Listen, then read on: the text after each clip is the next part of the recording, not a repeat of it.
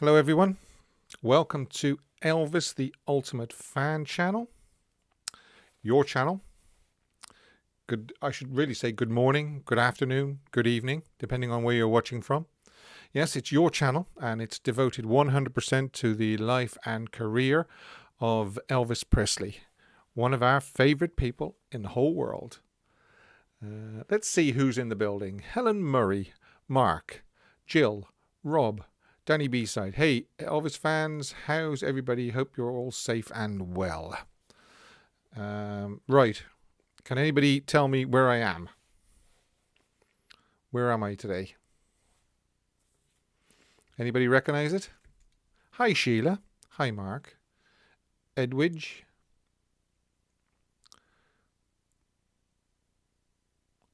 Going to Graceland in October. Barbara, definitely, I am jealous. I wish I could go back. Hi, Rennie. Ludane, you've got it right. Yes, Mark. A lot of people are actually telling me now where I am. They recognize it. Danny B-side, Rob Jones. Yeah, it's one of those places where you just, ultimately, as soon as you see it, you think, no. No, Bip, it's not Sun Studios. No, it's not. I was in Sun on Sunday, and I travelled up the I-40. Took me 3 hours, believe it or not. RCA Studio Nashville, Tennessee is correct. Hi, Alfred. Thanks for sending me those stories. I'm always grateful for seeing stories about Elvis. Paul Black. Oh, Rob, you got the book, did you? The Sheila Robin book. Very good. You can tell me what you think of it when you've read it. Unless you've already read it, of course. Julie, I think I saw your posts on Facebook. The pictures you took at Graceland. They were very, very good. I think it was you anyway. I think it was Julie. Bip has been there in 2018, or been here. Studio B, which was a great tour. Yes, it is a great tour. Hi, Arkansas. Dave. Carol. Hi, Carol. I have actually caught you live. Well done. Well done. Don't forget, if anybody hasn't done it yet, to subscribe and click the bell. And when you click the bell, make sure that you select. Make sure you click the bell after you've clicked subscribe, and then you also click all, not personalized, because personalized just doesn't give you what you want. Elvis on Sky Arts on Sunday at 7 p.m. What is it, Jill? What is it? In case I need to record it. Now there's Patrick Lyons from Clogherhead. Yeah, I was asking about you, Patrick, the other day. That's just up the road from me, actually. I could be there in a few minutes. Chris Chapman is from Cornwall. Jake, as far as I know, is okay. Yeah, in fact, I've seen him posting on Facebook over the last few days, and he's okayed some of my posts. So yes, I think he's just busy. I think Jake. He recorded a lot of movie soundtracks in Studio B. Well, I'm going to tell you all about Studio B in a few minutes when everybody has kind of joined. It was a beautiful spring day here today. Spring Fever is another one of Elvis's songs. In fact, Elvis last did a reaction video to Spring Fever the other day, so check that out if you didn't see it. Jimmy D, hello from New York. Hi, New York. Yes, that's right, Bip. They turn off the lights and then they put a recording on of Elvis singing Are You Lonesome Tonight? Hello from San Antonio. Hi, San Antonio. Vincenzo is here. I bet you didn't guess where I was today, Vincenzo. You were convinced it was going to be Graceland.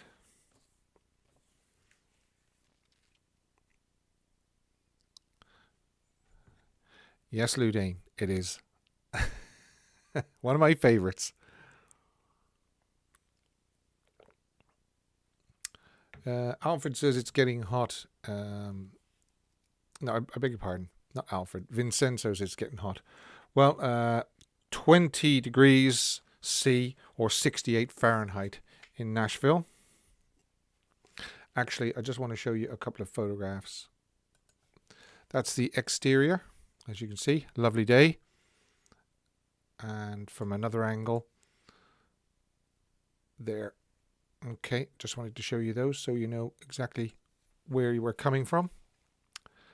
Nice here in Mansfield. Okay, I've seen Studio B from the outside when I went to Nashville, and you didn't go inside, Bernadette. maybe they weren't doing tours then. Maybe that's what it was. And you can hear the mic hitting. Yeah, somebody bangs a microphone when he's recording Are You Lonesome Tonight? Yes, I'm glad you reminded me, actually, Dave, that Sonny West's wife, Judy, passed away last night. So that's very sad to hear that. Let's see. Linda wishes she was here. Yeah. Oh, Sheila's thanking Rob for her book. Now, yes, just about the position I'm in now, just below the stool, is obviously an X on the floor. And that is obviously where Elvis stood to record his vocals. Your different locations, weather, directions are a great feature. Thanks, Lou. So yeah, so you kind of, when you see that X, you kind of get sort of shivers and so forth. Steve only just finished the book, I believe. Oh, she only just finished the book, I believe. What book is that? Sorry, Danny. Oh, yes. I'm catching up now. Yes, Judy's only just finished the book. Hello to France. Elvis was best man at Sonny West's wedding, correct. He was also the best man at George's as well, George Klein's. He was best man for a lot of people, and you can understand why.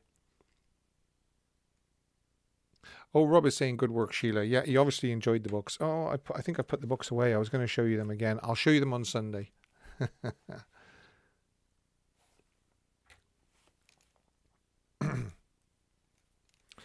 What else have we got coming up here now?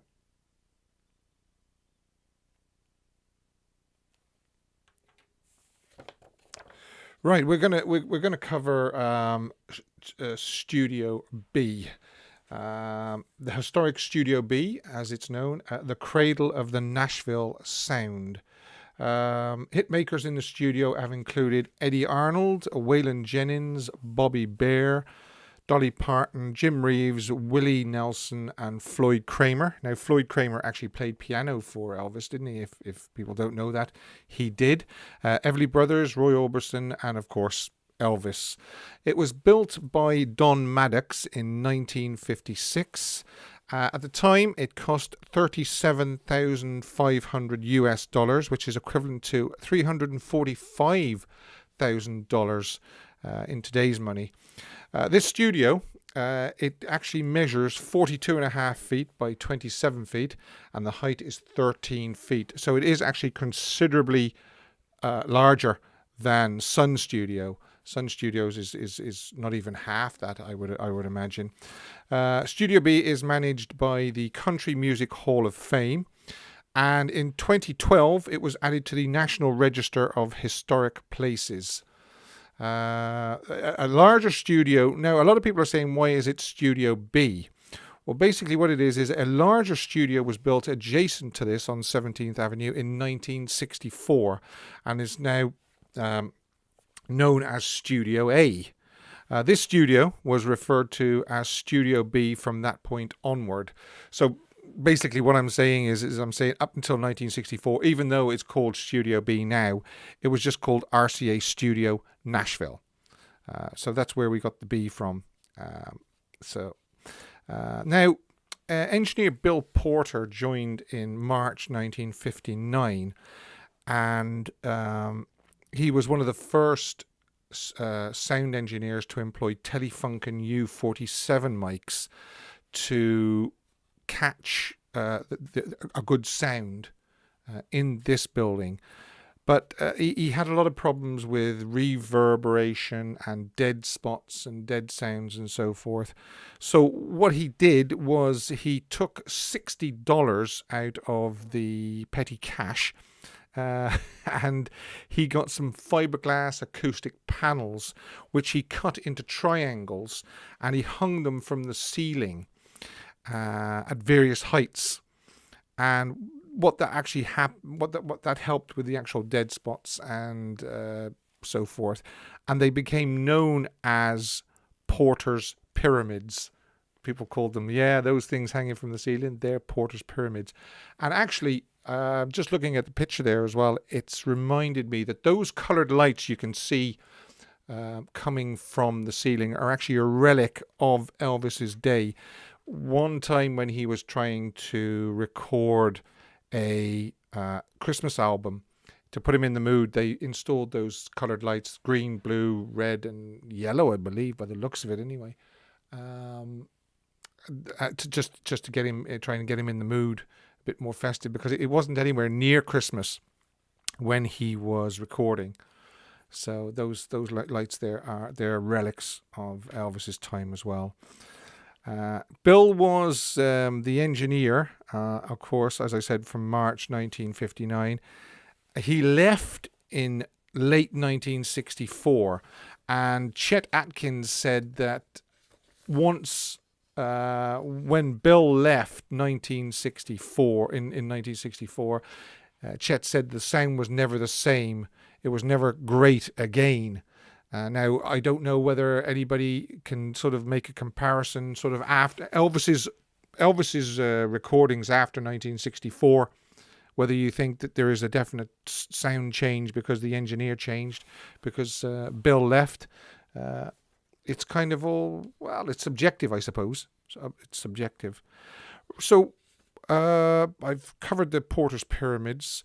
So obviously Bill was engineer for Elvis's sessions from 1960 to 1964. Elvis didn't do obviously any recording sessions in the US in 1959 because he was in the army. Elvis's first recording session in Studio B was I Need Your Love Tonight, during an all-night recording session during a 2-week furlough from the US Army, June 10th and 11th, 1958. And his final recording, exactly 13 years to the day, was My Way, June the 10th, 1971. During those years, he recorded over 200 songs here, mostly for single and album release, but some were movie soundtracks when the studio he normally used, which as we probably know, was radio recorders at 7000 Santa Monica Boulevard. So if that wasn't available, he would use this studio. Just to let you know that some of the soundtracks that were recorded in this building were Follow That Dream, July 1961, Kissing Cousins, September 1963, but only the backing tracks were recorded in this room. Elvis overdubbed his vocals at the MGM studios in Culver City in October 1963. Hear 'em Scare 'em, or Hear 'em Holiday, or California Holiday as it might be known, February 1965. Clam Bake, February 1967. Stay Away Joe, October 1967. Now, obviously, some of the hits that we know of, people, almost everybody, even if they're only a casual Elvis fan, will know these. And I'm going to list off a few of them. Some of the hits were Stuck on You, March 1960. Bill Porter's first Elvis session. That made and then there was another one on April the 3rd. There was one March the 20th, 21st, April the 3rd, 1960. As we know, a lot of those hits, a lot of those tracks went into making Elvis Is Back. Some of the hits, Stuck on You, It's Now or Never, Are You Lonesome Tonight, You're right, Danny B-side. California Holiday was Spin Out. I do beg your pardon. I was thinking of Hear 'em Holiday and Hear 'em Scare 'em. Are You Lonesome Tonight? I Feel So Bad. Little Sister. Good Luck Charm. Something Blue. It Hurts Me. Guitar Man. Big Boss Man. US Mail. Just Pretend. Bridge Over Troubled Water, or as we all know it, Bridge. Make the World Go Away. Rags to Riches. And not to mention the 3 religious albums, of course. I mean, we definitely couldn't discuss and talk about this recording studio without mentioning His Hand in Mine, October 1960. He Touched Me, March and May 1971. How Great Thou Art, 1996. 1966, May 1966. So that's just the tip of the iceberg, though. Those, I don't know, 15 or 16 tracks that I've listed off. If anybody can think of any other big hits that I haven't mentioned, throw them in the comment section now. But like I say, from 1960 to 1971, over 200 songs were recorded, and as I say, they were mostly for single and album release, but he used this room when radio recorders wasn't available.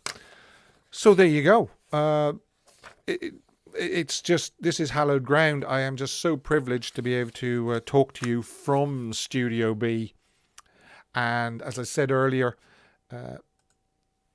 about just below where I am, there's a blue cross on the floor, and that's where Elvis stood or sat to record in this room.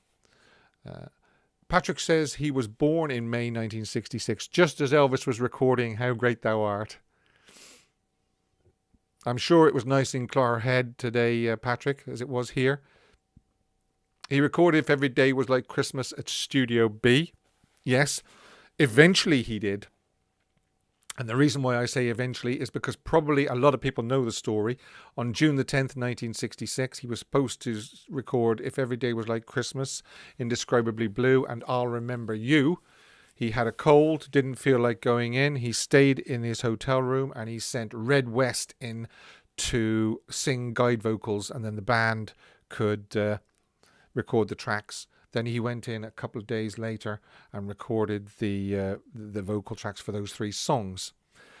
I've often been a little bit what's the word? I'm trying to find surprised that RCA put out those 3 recordings the way they did, because there's a definite bleed of Red West's vocal into the mics of the band, and when Elvis overdubbed his vocal, you can actually hear Red's guide vocal some of the time on all 3 of those recordings. If you get a good set of headphones and listen very, very carefully, you can actually hear Red's voice some of the time.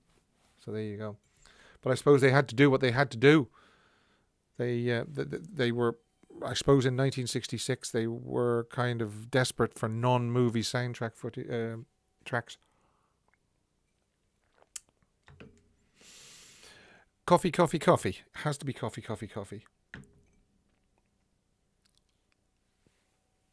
I love the album 1969 Year in Review, as it's the year I was born. I know we all kind of have just that little bit of interest in the particular year we were born, because it's you kind of why didn't Elvis record in Stax Studios?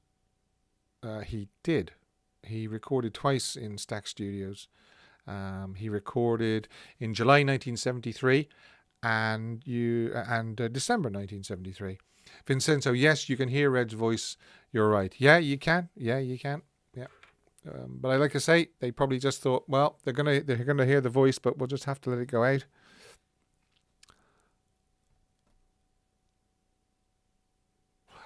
Just for anybody that's only just joined as well, let me tell you that those lights, those coloured lights that you can see up above, are relics from the time. I thought he recorded sax. He did, Dave. Yeah, they're relics of one of Elvis's sessions here when he was trying to record for a Christmas album, and they put those lights in to try and get Elvis into the mood. Yeah, that's right, Danny B-side. Elvis recorded in July 1973 and December 1973. 2 sessions. And I actually covered both those sessions in a podcast stroke video that's available on this channel. Elvis at Stax Part 1 and Part 2. And you can hear that if you're interested in those Stax sessions.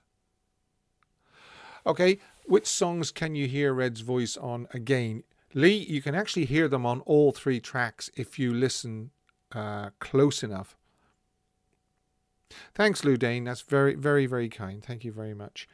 You can actually hear them on all 3 of those tracks if you listen very, very carefully. Probably the one that's most noticeable is Why Can't Every Day Be Like Christmas? You can actually hear Red sing the song. Means more to me than anything.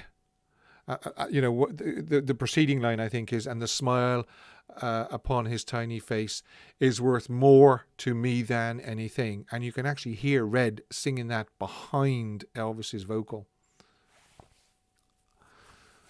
So that's a little interesting topic that's sprung up because somebody mentioned if every day was like Christmas. It kind of just set me off. It just tumbled out of my head, as things about Elvis normally do. There is a very, very good box set called Elvis at Stax. Yeah, very, very good. It was a very up and downy 2 sessions. The 1973 Stax sessions. There were some really, really good cuts on there.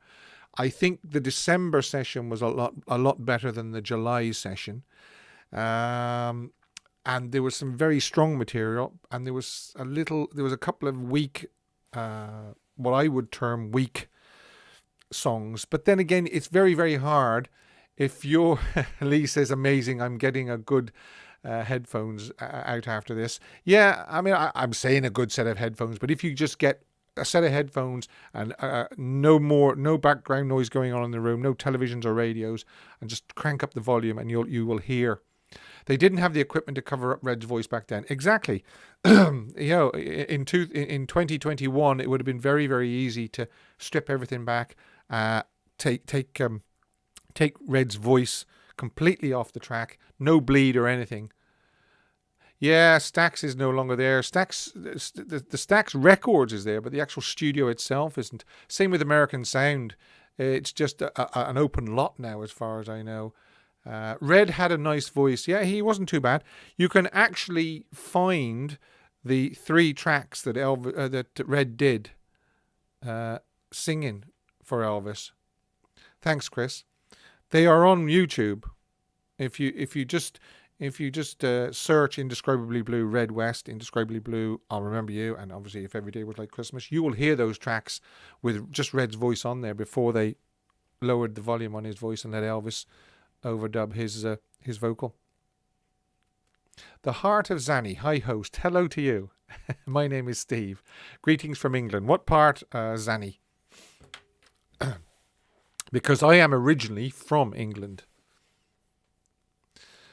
You'd have thought that Mark just saying Stax Studios has been demolished. It says Stax was demolished in the 1990s. You'd think there would have been some sort of preservation order on it, wouldn't you? You know, all the iconic recordings that had been made in Stax. You know, I mean, Otis Redding did some Stax recordings and things like that. You know, so I don't know. I don't know why they can't preserve these things. I don't think Stax was on fire. I don't think it burned down. No. Rocky Mountain High. Ah, right. Yorkshire. Very good. Yes, I'm familiar with Yorkshire. Has anybody that's watching actually been on a Studio B tour? Let me show you those photographs that I took. There you go. And There actually used to be guitars at the end of this picture. On the right, you can see the open doorway. There used to be a guitar, a big fiberglass guitar, standing there, and they were taken away about 3 or 4 years ago. And then to the left of this picture, where you see the red and yellow flowers and so forth, there used to be a guitar there as well, in that doorway, but they've gone. Strange, but there you go. Linda, I'm from UK, rainy Rosendale. Well, it definitely wasn't rainy here. It was a lovely, lovely spring day. And when I say things like that, I keep thinking of Elvis, Spring Fever. And Elvis Lass, I haven't seen Elvis Lass on the feed, on the comments yet, but she did a reaction video to Spring Fever. In fact, all this week she is doing Elvis movies. It's Elvis movie week. So if you haven't, Julie says there is a Stax Museum. Is quite correct. There is, yeah, but they shouldn't have knocked down the studio, unless of course they had to. Hi, Sandy. Yeah, you the heart of Zanny. You're not far from Rob. Broadstairs in Kent. Danny says he met Joe Moscow. Yes. Well, don't get me started on that, Dave. Felton Jarvis did do a lot of overdubbing. Now, don't get me wrong. I don't think that all the overdubbing was bad, but there are occasions when I think the overdubbing was overdone. So, yeah, there is a time and a place, and certain situations when overdubbing definitely does improve the overall sound of a song. But yeah, TCB since '73. I did the Studio B tour in 1984 with the UK fan club. Brilliant, yeah, brilliant. You know, just there's certain places in the Elvis world for an Elvis fan, which is just like hallowed ground. Obviously, Graceland, Tupelo, Sun Studios, goes without saying, Lauderdale Courts, and Studio B.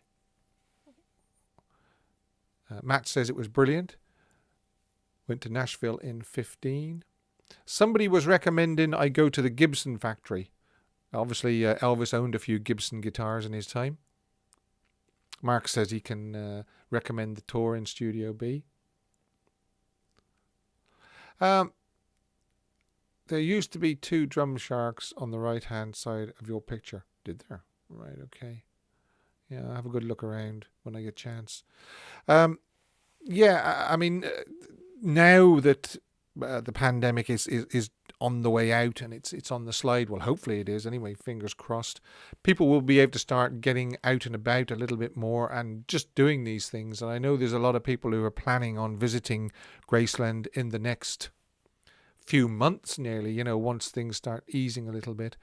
I read a report there yesterday that the tours are definitely different at the moment, because they only allow, I think it's 12 people through at one time, a dozen people, I believe, something like that. And it's self-guided. You just put the headphones on, and yeah. Although that being said, people were before the pandemic, people were actually complaining that they felt they were almost rushed through, and there was too many people going through at one time, and you know, because of the bodies in the way, you couldn't see all you wanted to see. So that's the upside of the only 12 people going through.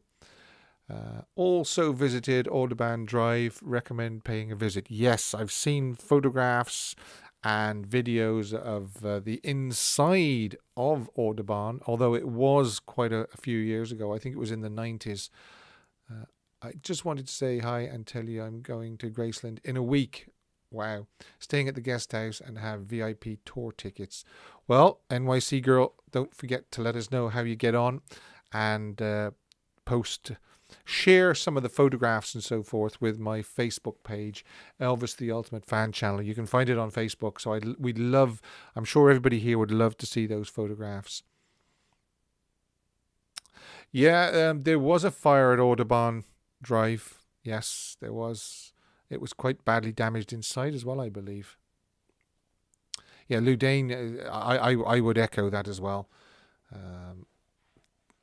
Remember a security guard taking me to the stage at the Hilton in Las Vegas in the lift that went up to the penthouse. Wow, Chris, that was exciting. For a minute there, I thought you were going to say, I remember a security guard taking me on the stage.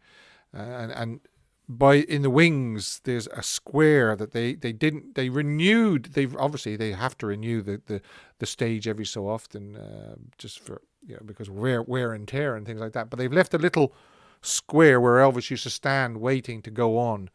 When it was the International and then it was the Hilton, which I thought was pretty cool.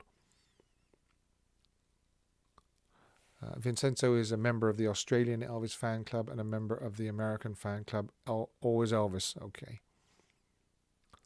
New Orleans, the hotel where they filmed King Creole. Yes, that's a good spot as well.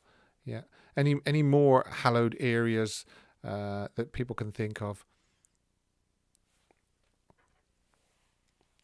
Great. Yeah, great. Don't forget NYC Girl to share those to my group, to Elvis the Ultimate Fan Channel, because I would be very, very interested in seeing those. And if you want to write a little essay as well, if you like, on what you thought of it. I know, I mean, there has been big changes since I went 2002. There was only a smallish area across the street compared now to what it is. Lee says managed to get into the showroom in Las Vegas. Amazing. Looks the same. Yeah, I'm sure the actual showroom itself hasn't changed much. The staging probably has.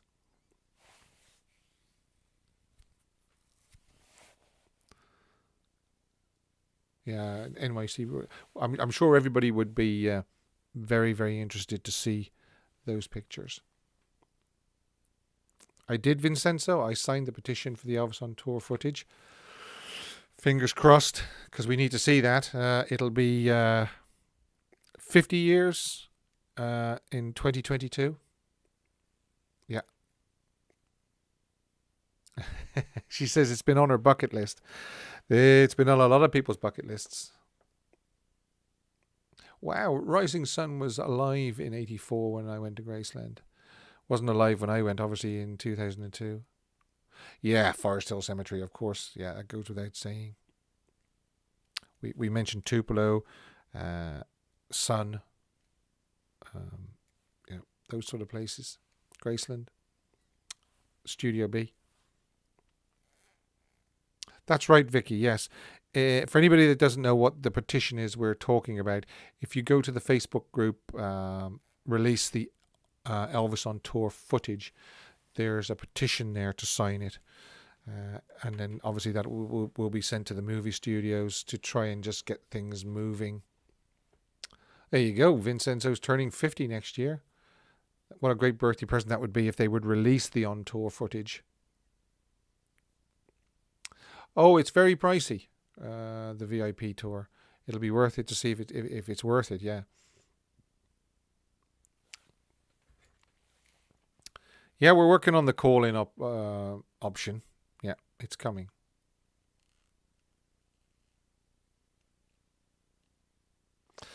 I think there is, Lee, to be honest. There is definitely footage that hasn't been leaked. I know a lot of it has been leaked.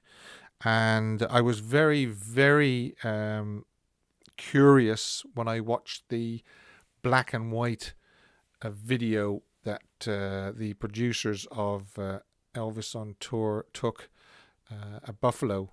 They took it as reference. They didn't, obviously, it wasn't meant to be released as part of Elvis on Tour. They used it as reference to, the songs that he did and lighting and his movements and all that, so as they could show it to the cameramen that were going to be filming the shows. Matt, the reason why it hasn't been released is because there's a whole load of kind of copyright-ish and ownership wrangling and red tape to get through. And of course, it's gone through quite a few hands since it was MGM. A box set of the 4 shows filmed would be great. I agree. Yes.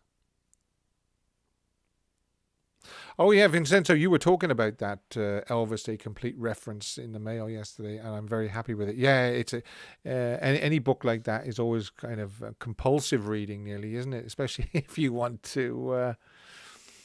They filmed more than 4, I believe. I did have a list here at one point of the concerts that we think they might have. They actually might have filmed that. Of course, like everything else, I put it down somewhere and I can't find it. Okay, here we go. So we've got, well, the tour was April 5th all the way through to April 19th. And what I've got is Memorial Auditorium, Buffalo, New York, 8:30 p.m. He wore the blue nail suit with the original belt, and the musicians were dark blue. And that was filmed. It was videotaped for reference. Videotaped, okay? When videotaping wasn't the norm, and it was black and white as well. And a little bit of that in Buffalo has actually been posted on Facebook, but it's only short snippets. April the 6th, Olympia Stadium, Detroit. April 7th, Dayton, Ohio. April 8th, Knoxville, Tennessee, 2:30, and Knoxville, 8:30.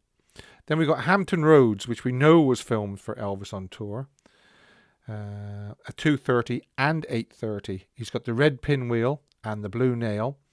Richmond, the following day on April the 10th, 8:30. That was filmed.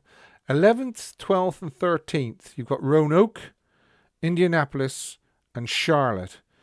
Now, April the 11th, Roanoke, we know that the film crews were present because that was the sequence where the mayor goes on his plane and he presents him with a floral guitar.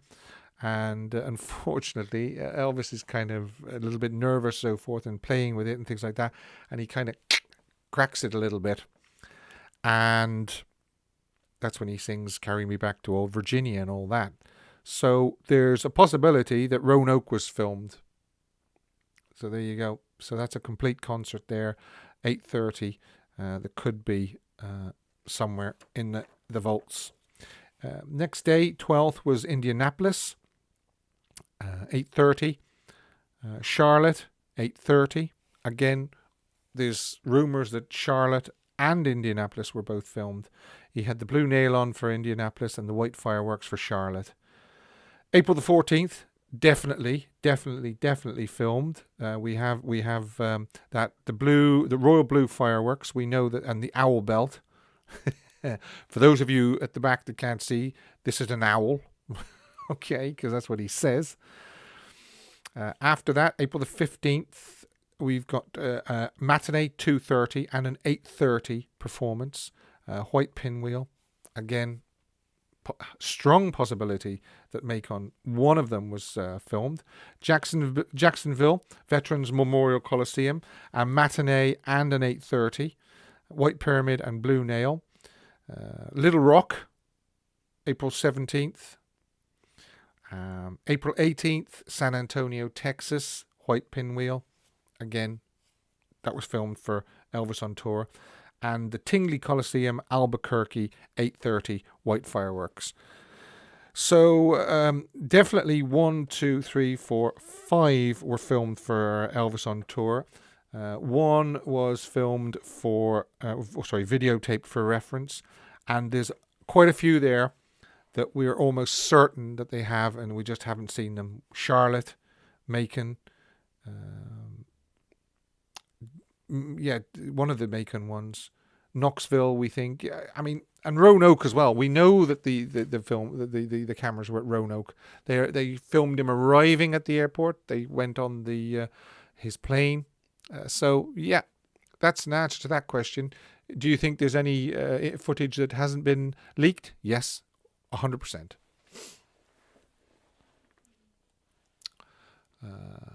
Sandy says she thinks she's seen Roanoke. Yeah, probably could be one that's been leaked.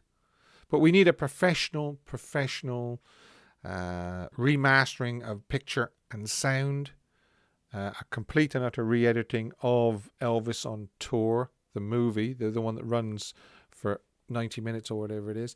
In fact, what I said a couple of weeks ago was, why don't they do a re-edit of the Elvis on Tour and put that in the theaters, and then off the back of that do Blu-rays, a Blu-ray and CD set for people like us, the fans like us.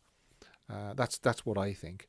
And advertise the fact that there's a Blu-ray and CD off it when people go to the cinemas. People will be able to go back to the movie houses pretty soon. Pretty soon. I think they open next month here. And there's still no update on the bringing forward of the biopic, the Baz Luhrmann biopic. But I don't think it's going to be June 2022 now. I still believe that the rumor that's floating around that it could be fall, autumn of 2021, which is great. Because June 2022 is a long time to wait. They showed a lot of unseen footage from Elvis on Tour on the video Elvis Lost Performances. Yeah, but I mean, there's just hours and hours and hours and hours of it. There's not just concert footage. There's there's off stage footage as well. There's obviously a lot of the recording studio footage as well that we haven't seen. Remaster Elvis on Tour and take out the talking bits out. Yeah, I mean, not only that, take out the popcorn machines and the Coke machines. And as much as I like that, the old fella that explains where Elvis is going to come in and so forth, take that out because it just slows the whole thing down. A Lauderdale Courts is worth a visit. I had a tour inside Elvis's apartment there. Yeah, well, you can sleep in Elvis's bedroom now because you can actually spend... you can book the apartment where the Presleys were, so you can actually sleep in Elvis's bed. Girls put lipstick and can kiss a wall in his bedroom. Yeah, that's a good idea, Mark. Yeah, but you can actually stay in Lauderdale Courts now. And outside where the picture is of him with the earmuffs on it and the gun, there's a little footprint there to show you exactly where he was standing.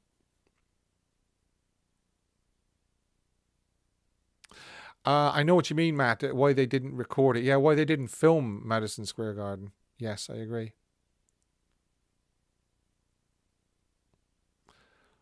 Yeah, the TCB since 1973. The 1969 footage is very, very good. But again, it's still not a patch on what it could have been done professionally. Not sure why after such a long time, somebody didn't realize how enormous it was going to be, him coming back to Vegas, that somebody didn't film it professionally. Yes, that's a really, really good scene where the little girl who has cancer goes in and asks him to sing a song for her and all that, and it just goes to prove just what a great guy Elvis was. I mean, the cynic could say, "Oh, he was doing it for the camera and all that and all that." He wasn't doing it for the camera. He was doing it because he genuinely cared, and he'd heard about the little girl not being very well. So yeah, that is a good scene. Unfortunately she didn't live much longer afterwards, but her dream came true anyway to meet him, and I'm pretty sure it's a lot of our dreams as well to have met him. Is there anybody on here that actually met Elvis and talked to him? I'm sure there's people on here that actually saw him in concert. But to actually meet Elvis must have been just awesome. Awesome. We want to see more of Elvis. Yeah, I mean, I agree. We want to see more of Elvis on stage. We want to see Elvis. That's what we want. We don't want to see popcorn machines and Coke machines.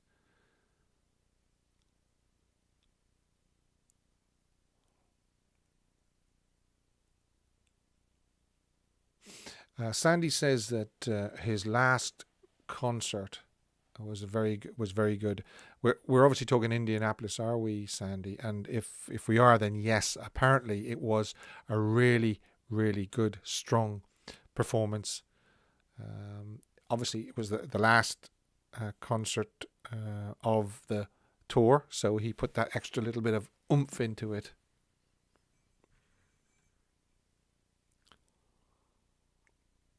Mm.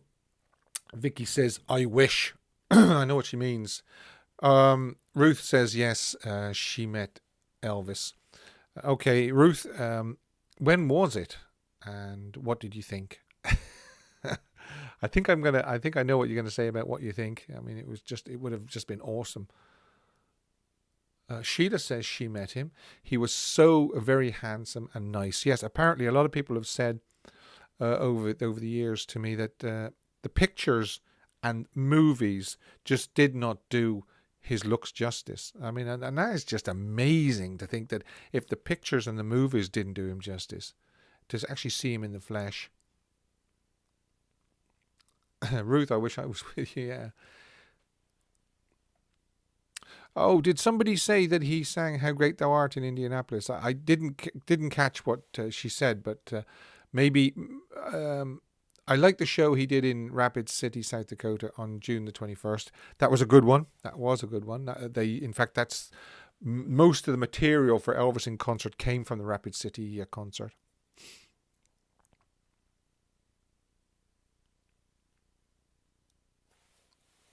Bernadette says that Ruth and Sheila are very lucky, and I agree. Anybody that met him and spoke to him, just if only just for a few seconds, very lucky people.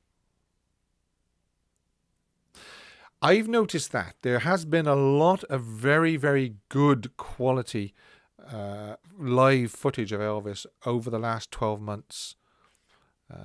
I also heard that there is stuff being withheld because people just they don't want to share it, and somebody also said that they're just holding out for a really good price, which I think is a little bit selfish. But then I would say that, wouldn't I? Because I haven't seen it and I want to see it.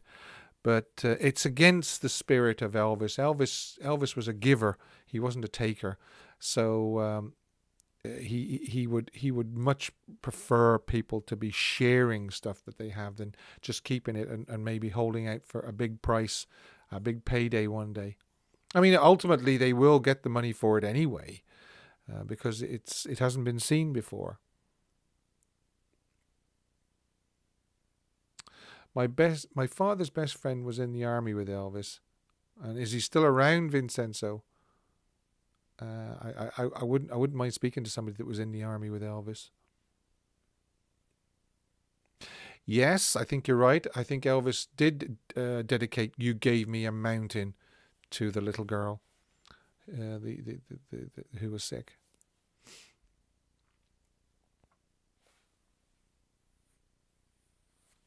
Thank you, Chris. That was my rant for today. So I hope that what I told you about Studio B was interesting. What do you think about the 90s box set from Nashville to Memphis? It is still the ultimate overview of the Studio B recordings. It's not the ultimate overview, but it's a good set. In fact, those three sets, the 50s, 60s, and 70s, go a long way to giving you just about every single master that Elvis recorded. Although the 60s wasn't a complete, the 50s were complete then when it was released. There's a few more things that have sprung up since then, and but they do go a long way to giving you a lot of Elvis's recorded material from the 50s, 60s, and 70s. The 60s obviously left out a lot of the soundtrack recordings, because what they did then was they put quite a few of those on the volume 2. They sort of broke it down into 2 volumes. Thanks, Lee is saying very, very good information about Studio B. Yeah, I thought it was interesting that Studio B is managed by the Country Music Hall of Fame. It's added to the National Register of Historic Places in 2012. I also went on to say about engineer Bill Porter getting those styrofoam or fiberglass acoustic panels and cutting them into triangles, hanging them from the ceiling, and they were known as Porter's Triangles. And Bill's first Elvis session would have been March 1960, when he came back from the army and started recording again, and which obviously a lot of the recordings went on to Elvis's back. And he left in late 1964, and Chet Atkins said that the sound was never the same after Bill left. Never as great again, he said. And I was asking people on here, do they think that Studio B's recordings did change after 1964? You can listen to Elvis's Studio B recordings before and after 1964 and tell me what you think. In other words, if you listen to something like Make Me Know It, which was March 1960, and then you listen to Guitar Man or Big Boss Man or something like that, do you think the sound was better or not as good? Did those Porter pyramids make that much difference? Marcia, you are late. You are late to the to the show, and I will request that you send a note in. I always say that to somebody who says they're late. Thanks, John. Lecture. I don't know whether it was a lecture or not. I think, to be honest, I think I only scraped the surface with that. There is so much more you can learn about Studio B on the Studio B website and on other sites as well.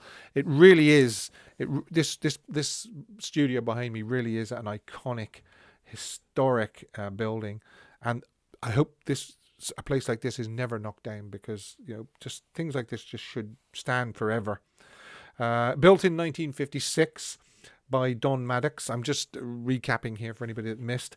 1956 for $37,500 which is equivalent to $345,000 of today's money, and it measures 42.5 feet by 27 feet by 13 feet. So it is a lot bigger than Sun Studio. And about where I am standing on, I'm sitting on a stool at the moment. There is a blue cross on the floor where the vocalists stood, and obviously where Elvis stood for that. And then if you haven't seen the exterior, that's what the exterior looks like now, from one side and from the other side. So it really is, it really is just a great place. And I've so enjoyed broadcasting this to you tonight. I really have. There is no interview video this week. I normally tell you what it is and tell you that it's going to be out in about 15 minutes after my Wednesday broadcast. But there will be next week, hopefully, because I was speaking to a lady today, and she has said that she will speak to me early next week. Unfortunately, the person I was due to speak to yesterday, Monday actually, it fell through, unfortunately. These things happen. So there you go. Phil Everly, and he spoke fondly of Studio B and of Chet Atkins. Right, you knew Phil Everly, yeah, because the Everly brothers sang a lot of songs in this building as well. I was lucky enough to visit Studio B in 2007. I would imagine it's just a tour that you never forget, because that so many of the Elvis hits were recorded in it. Over 200 songs he recorded between 1960 and 1971. And as I said, he also did some soundtrack recordings as well when radio recorders wasn't available. And it was very strange because his first recording session was June the 10th, 1958. And his last recording was on June the 10th, 1971. I Need Your Love Tonight was the one in June the 10th, 1958, and My Way was June 10th, 1971. So, yeah, 13 years. Jim Reeves, yes, Jim Reeves sang his last album in Studio B as well. It's just such an interesting place, it really is. And as I would recommend people, if they're interested in Elvis, just interested in the recording industry in general, look into Studio B. Look into. I didn't make it when I went to America in 2002. But if I ever do go back, of course I'll go to Graceland. But I'm going to go to Studio B as well. That's the statue I'm talking about. No, I'm not sure whether I've seen the one in Hawaii, I must admit. Is that the statue outside the Bleasdale Centre where Elvis did the Aloha show? Yeah, I know there's a statue outside the Aloha show, the HIC as well. So, as I say, unfortunately there is no video this week, but I will see you on Sunday for Elvis Fan of the Week. No, not Elvis Fan of the Week. I'm raving. Elvis Fan of the Month quiz, which is general knowledge. Elvis general knowledge, I believe. That was last week. We did Elvis general knowledge last week. People are going to love this. The theme on Sunday, Elvis Fan of the Month, is complete the lyrics. And there's some people that don't like complete the lyrics. They think it's too much typing. There's also a coming up as well, complete the quote. So I'll give you half of an Elvis quote and you've got to complete it. And there will be Song of the Week as well. So there's a lot to look forward to on Sunday, and I should have a new video interview for you next week as well. So, as I always finish off by saying, if you do want to support this channel, please, I'm going to pull it up again, subscribe, click the little bell, and then turn it black by hitting all, not personalized. Okay, so that would be very, very, very kind of you to do that if you haven't already done that. And if you do want to support this channel, as it says at the top of the comments box, you can buy me a coffee or two, because I do love coffee, as you probably know. And I will put the link below as well for Buy Me a Coffee if you do want to support this channel. So thank you very, very much. I really enjoyed this. I hope you've enjoyed this broadcast from Studio B and all the details I gave you about Studio B. And look after yourselves until